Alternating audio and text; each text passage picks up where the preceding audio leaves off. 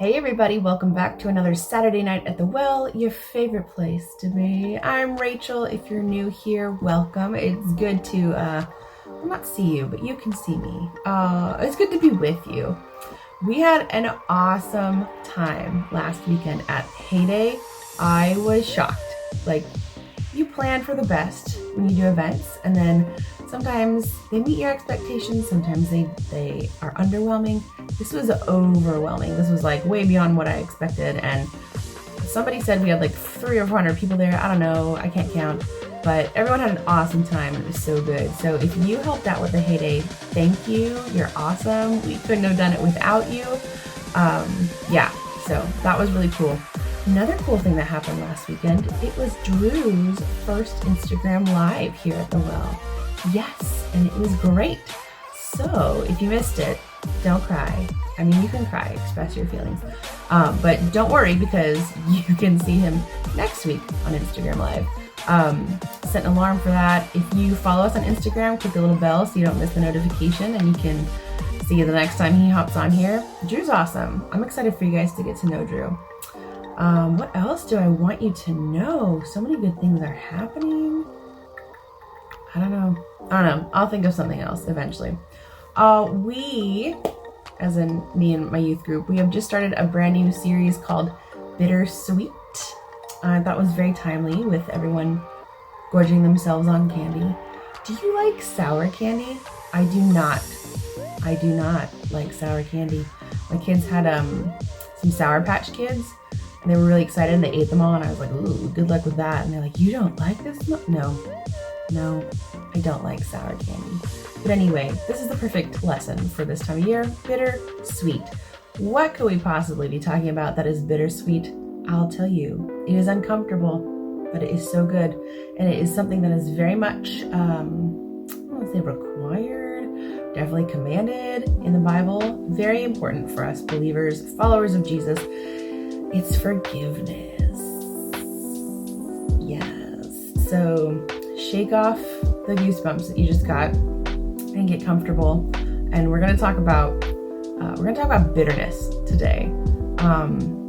Sometimes we tend to hold grudges. Not me, never. I would never do such a thing. And when we do that, we let bitterness, we invite it into our life, into our home, and say, get comfortable, set your stuff up, make yourself a spot, pull up to the table. And that is not good for us. It's really not. We can hold grudges against friends. We can be bitter toward our parents. We can be bitter toward perfect strangers. And it's things like, it can be small things, like if your friends are like, oh no, we don't have any plans this weekend, and then later you find out they were all hanging out together, but nobody invited you, and that hurts. And so we become bitter and angry toward them, and we choose not to forgive them. Things like that. They don't always feel small, but bitterness can come from lots of different places. So that leaves us with a question. What do we do with the worst stuff that happens to us? With the things that we can't stop thinking about, and it feels like they've got a hold on us. What do we do with those things? And I don't know about you, when I was a kid, there were like adults in my life who would make me apologize. And so that apology was never very sincere, right? Do your parents make you do that? I don't make my kids do that. And I think my husband thinks I'm crazy. But I teach them how to apologize. I teach them why we apologize. And then once they hit a certain age, it's no longer, well, you need to say sorry to your sister. It's, would you like to say sorry to your sister? Because I want them to mean it when they say it. I want them to know that they always have a choice to apologize or not, to forgive or not. And it's through making choices that we learn things. Anyway, that was a side note there. Nobody will be surprised to hear that bitterness is not a new concept. I mean, as long as there have been people, there has been bitterness, there have been grudges, there's been unforgiveness. And I want to look today at just like a super small chunk of scripture, but with a much bigger context. There is a famous man in the Bible. Can you guess who? No, there's so many of them. But we're going to talk about Paul today, because Paul, formerly known as Saul, was incredibly well known in like the early church, the early Christian church. He was well known before he became a follower of Jesus because he had such passion, such interest in like hunting down Christians and followers of Jesus and getting them put in jail, getting them beaten, getting them killed and tortured. And then he meets Jesus and he has this miraculous conversion and begins to serve God and follow Jesus, and no longer hunts Christians and is spreading the gospel. And for this, he then began receiving the same treatment that he was giving to other people or having handed to other people. I mean, Paul was thrown into prison several times. He was beaten. He was stoned. He was not anyone's favorite person.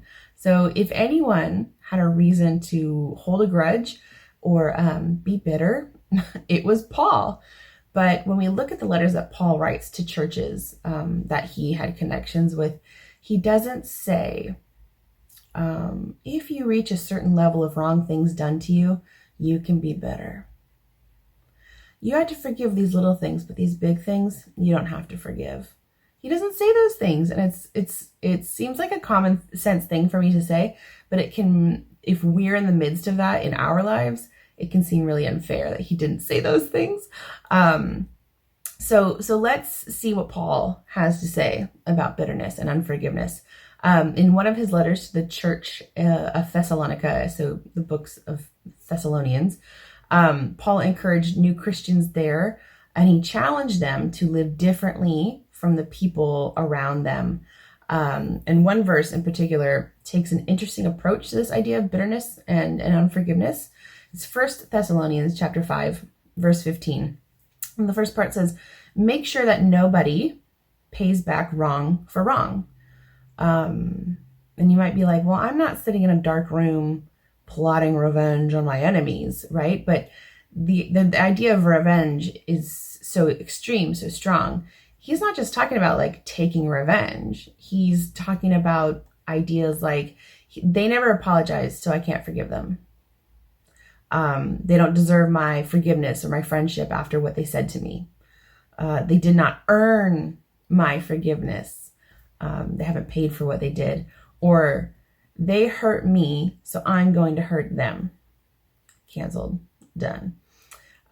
So again, Paul has legitimate reasons to be upset and bitter, but he says, no, that's not what we do. That's not what we're called to.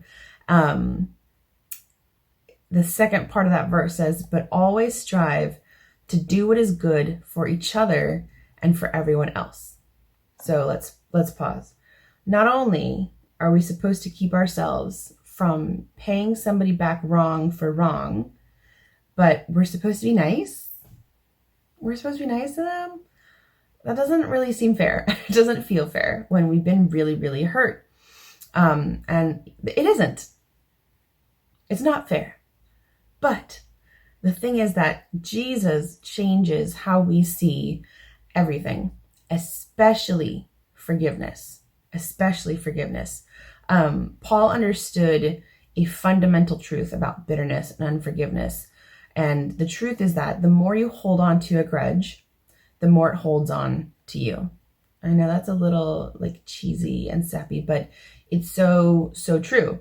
I grew up thinking that forgiveness was it was for the other person. If someone hurt me, I was doing them a favor by forgiving them. And then I was introduced to this idea, this saying, you've probably heard it, that unforgiveness is like drinking poison and expecting the other person to die. Which means that forgiveness benefits that person, but it is mostly for me. If that saying is to be believed, it's not in the Bible, but it can still be very wise. Forgiveness is the conscious decision to let go of someone's debt to us and not expect them to pay it. Yeah, they owe you, but you're saying, I'm going to erase that debt. I'm going to let that go. I'm not going to hold you to that anymore. I'm not going to be angry about it, because we're allowed to have big feelings about what happens to us and what people do to us. But we don't let feelings rule our lives. And that's tricky.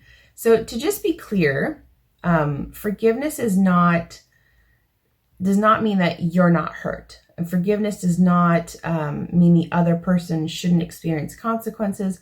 Forgiveness doesn't mean that the relationship needs to stay the same. Forgiveness does not mean that you can't set boundaries with that person. Forgiveness doesn't mean that you stay quiet if someone is hurting you or hurting other people. But it is the first step toward making things better. It's what makes someone, it's the first step toward healing and having a better tomorrow for you and for that person. So before we end tonight, if you're not sure if you struggle with bitterness, I want to ask you a couple questions. I don't want to let you go. Do you have arguments with people in your head? You know, arguments like in the shower or while you're making breakfast. Are you giving a close friend or family member the silent treatment? Do you leave passive-aggressive comments on people's social media posts? Do you screenshot them and send them to other people with snarky comments? My friend, you might be struggling with bitterness and unforgiveness. And my encouragement to you is to first acknowledge how you feel. Let's be honest with ourselves here. Don't let your feelings control you. And then talk to somebody who can help you, take the first steps toward forgiveness. It's not easy. And for some reason, forgiveness can be very scary, but that's what support is here for. So I just wanted to bring that to you guys tonight. We're going to talk more about it in the weeks to come. But yeah, if you struggle with unforgiveness or you need prayer for that, leave a comment. Let us know. We would love to walk alongside you in that. So yeah, I pray that you guys have an awesome week. I pray that you can take this in, process it a little bit, and then see me back here in 2 weeks next time here at the well. All right. So I hope you have an awesome weekend, and I'm praying for you. Okay. I'll see you later. Bye guys.